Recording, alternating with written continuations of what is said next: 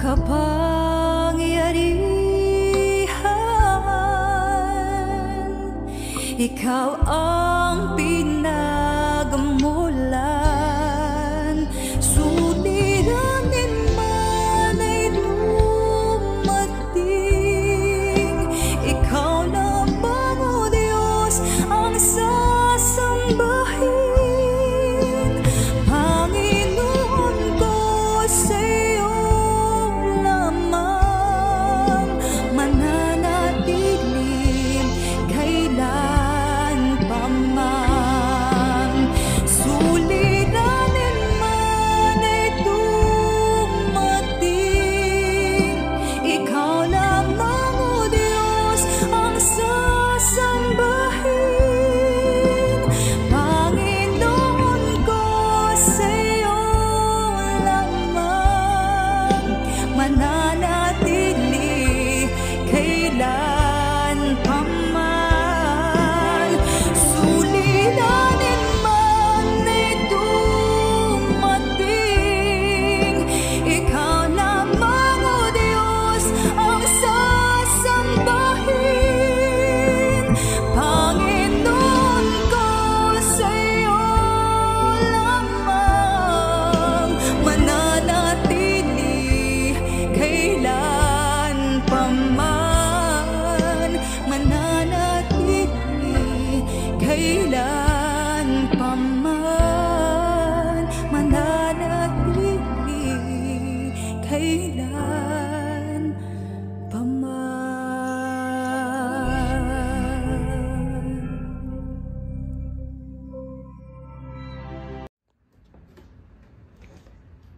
Magandang umaga po mga kapatid kay Kristo Jesus. Ang pag-uusapan po natin sa umagang ito ay ang mahalagang pagkalikha sa atin ng Diyos bilang tao, at ano naman ba ang ating dapat na maging tungkulin upang mabigyang halaga ang pagkalikha niya sa atin. Ang teksto pong aking gagamitin ay hango sa Aklat ng Mga Awit, Kabanata 139, mga talatang 13 hanggang 16. At ganito po ang sinasabi: Ang anumang aking sangkap, ikaw, O Diyos, ang lumikha. Sa tiyan ng aking inay, hinugis mo akong bata. Pinupuri kita, O Diyos, marapat kang katakutan.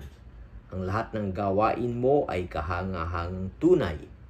Sa loob ng aking puso, lahat ito'y nakikintal. Ang buto ko sa katawan iyon ay hugisin, sa loob ng bahay bata, dooy iyong napapansin. Lumalaki ako roong sa iyo'y di nalilihim. Ako'y iyong nakita na, hindi pa man isinilang. Batid mo kung ilang taon ang haba ng aking buhay. Pagkat ito'y nakatitik sa aklat mo na talaan, patagal ng balangkas mong, ikaw lamang ang may alam. Naway maging pagpapala po ng Diyos ang pagkabasa natin ng kanyang banal na salita. Tayo po ay manalangin.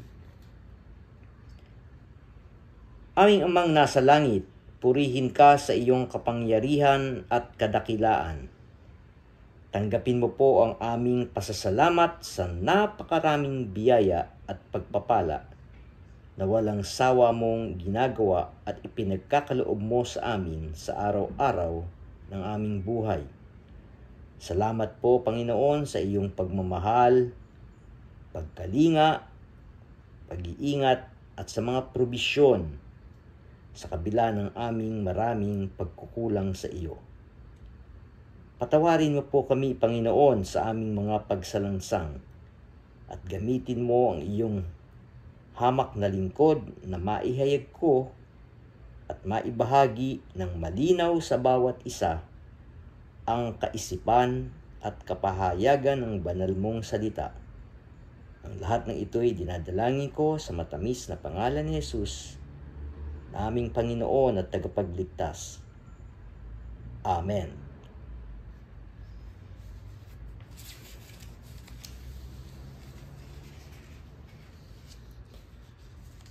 Ang pagkalikha po ng Diyos sa atin ay napakahusay at kamangha-mangha, sa kabila ng mayroong mga parte po ng ating katawan na sasabihin ko ay minsan ay mahina at may diferensya.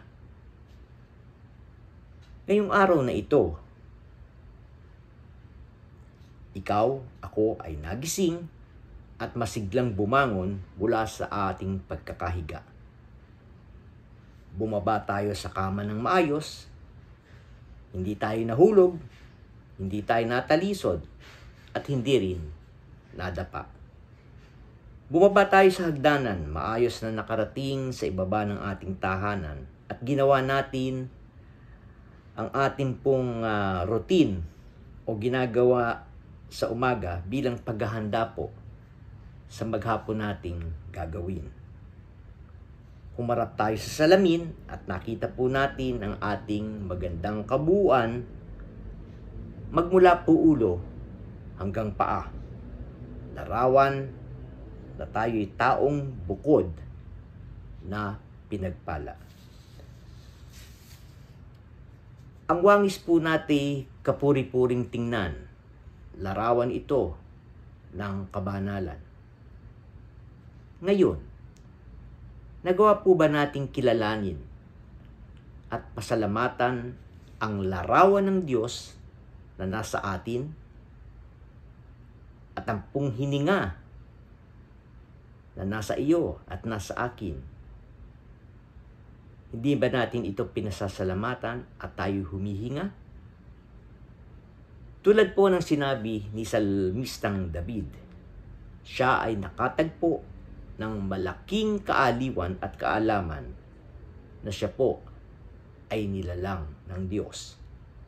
Napakaraming tao sa panahon ngayon ang wala pong pagtitiwala at ang bunga nito ay walang tamang pagpapahalaga sa sarili.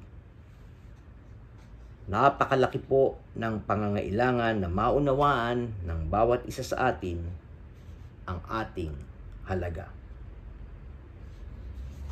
Ano nga ba tayo sa paningin ng Diyos? Tayo po ay kaiba sa lahat ng kanyang nilikha. Hindi lamang tayo obra maestra ng Diyos, kundi ginawa pa niya tayong kawangis niya at ibinigay ang hininga na nagmula sa Kanya. Wala siyang binigyan ng ganyang karapatan at atensyon sa alinmang pong nilikha niya. Kaya buong paghanga na sinabi ni Haring David, ano nga ang tao upang iyong alalahanin?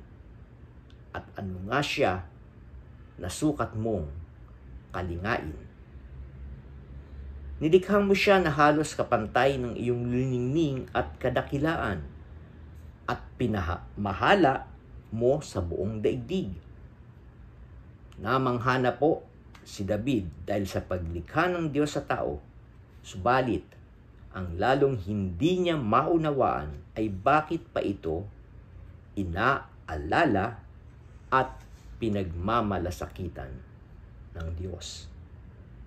Kapag pinag-aralan ang kalawakan, mga magulang ko't kapatid, ang mga nilikha po ng Diyos, tulad na lamang halimbawa po ng galaxy na binubuo ng 200 bilyong trilyong mga bituin. Samantalang ang ating pong daigdig ay mayroon namang 100 hanggang 20 bilyong galaxies na tinatawag po natin itong Milky Way.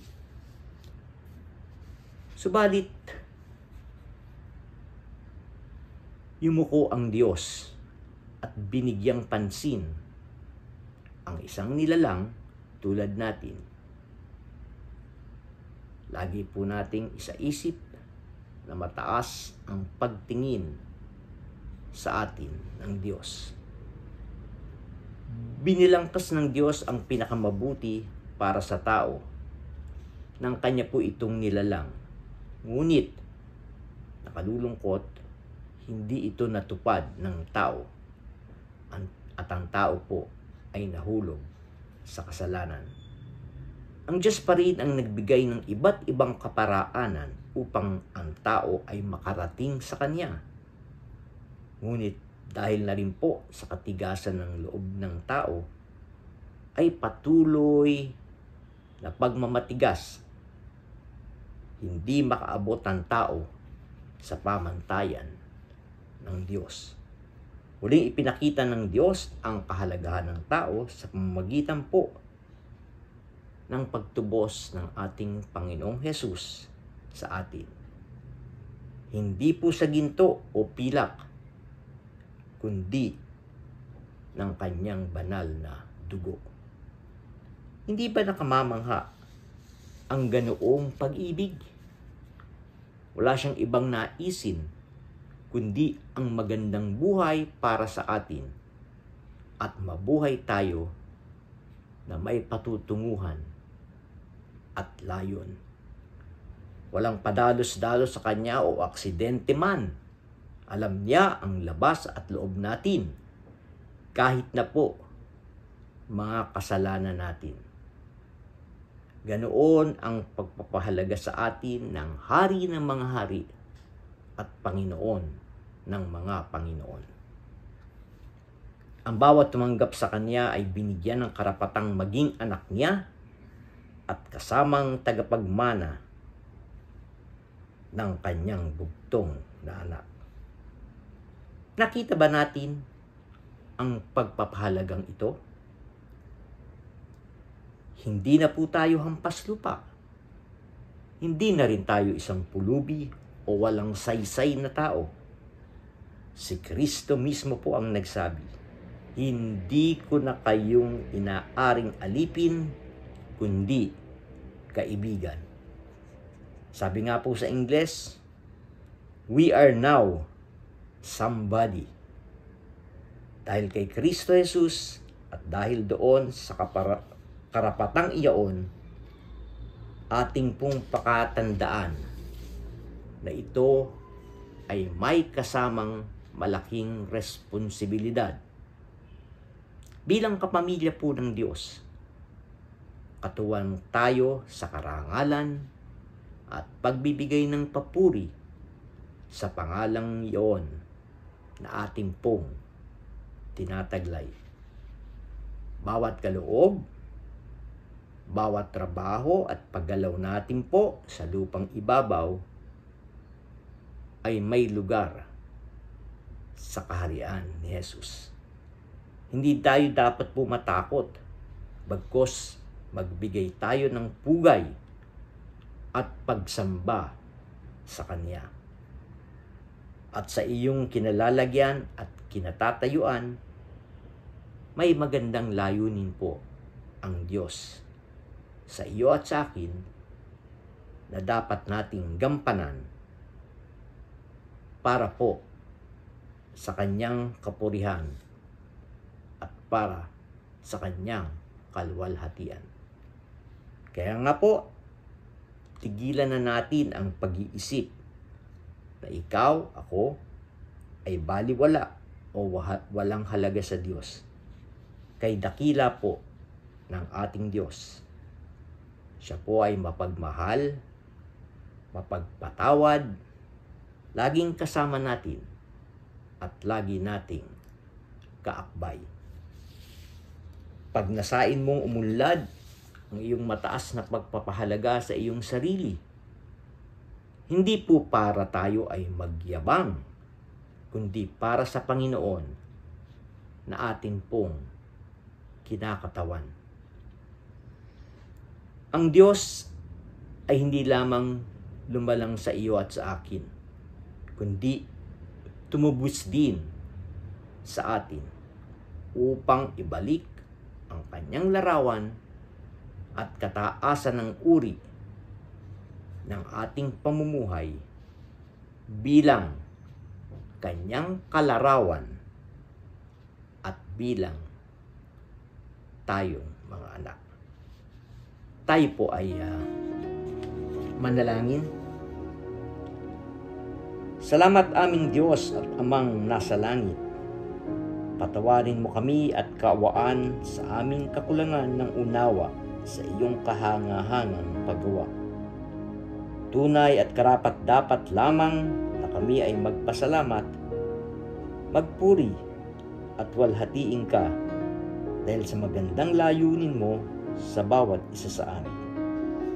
Tulungan mo po kaming mamuhay at kumilos, taglay ang iyong kapangyarihan at ituring na malaking karangalan para sa amin na ikaw ay aming maging kalarawan